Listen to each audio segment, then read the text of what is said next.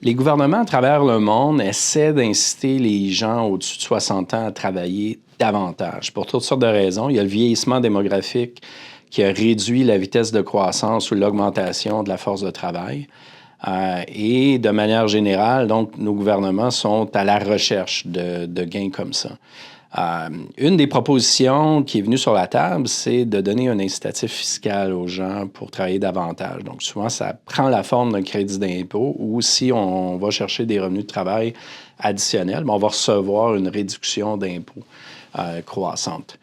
Le Québec est un des endroits, c'est le seul endroit au Canada, en fait, qui a mis en place une mesure comme ça à partir de 2012, qui est tranquillement étendue à tous les 60 ans et plus.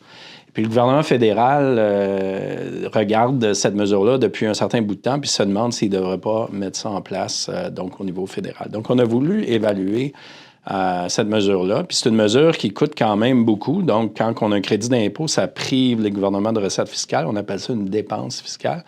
Et puis, cumulé là, sur la période, c'est plus d'1 milliard de dollars qu'on a donné comme ça en incitation. Donc, on veut savoir à la fin de la journée si essentiellement, on est en train de donner une réduction d'impôt à des gens qui auraient de toute façon continué à travailler passé 60 ans, ou est-ce qu'on l'a vraiment donné à des gens additionnels qui, à cause de la mesure, donc, vont travailler davantage, puis donc, ça augmente les recettes pour nos gouvernements et donc, ça nous aide à faire face aux défis du vieillissement.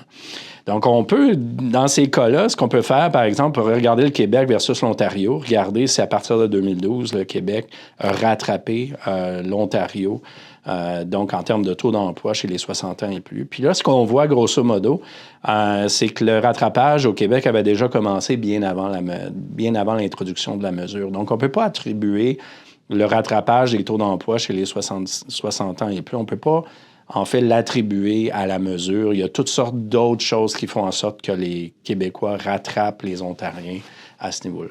Donc, quand on utilise des méthodes un petit peu plus approfondies, on va voir les données. En fait, on ne trouve pas d'effet sur l'emploi. Donc, il n'y a pas d'emploi additionnel. Il n'y a pas de gens qui restent sur le marché du travail à cause de cette mesure-là. On détecte des petits effets sur les revenus de travail. Donc, les gens qui étaient déjà en emploi, il y aurait un petit effet positif qui est concentré chez les femmes. Et donc, cet effet-là est positif. Maintenant, on pourrait dire, bien, c'est bien, à ce moment-là, ça fait rentrer des recettes fiscales additionnelles, étant donné que ces gens-là vont payer des impôts sur le revenu additionnel, mais il ne faut pas oublier qu'ils reçoivent un crédit d'impôt. Donc, au net, ce qu'on veut savoir, c'est est-ce que les revenus fiscaux additionnels qu'on a parce qu'ils ont des revenus de travail plus élevés compense pour le coût du crédit. Et ce qu'on montre à la fin, c'est que non. L'effet net est négatif. Ça veut dire que l'effet net, au final, de l'augmentation des revenus de travail de ces gens-là est négatif, au final, sur les recettes du gouvernement.